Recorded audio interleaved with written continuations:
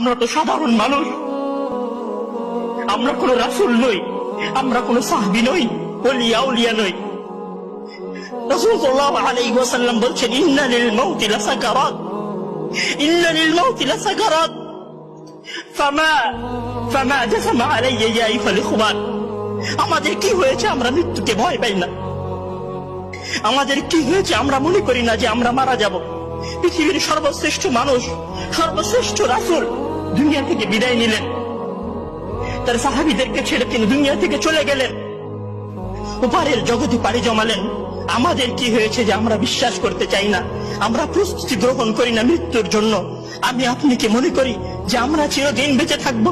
আমি আপনি কি মনে করি যে আমার গ্যারান্টি রয়েছে আমি সালাত আদায় করে আমার রুমে ফিরে যাব?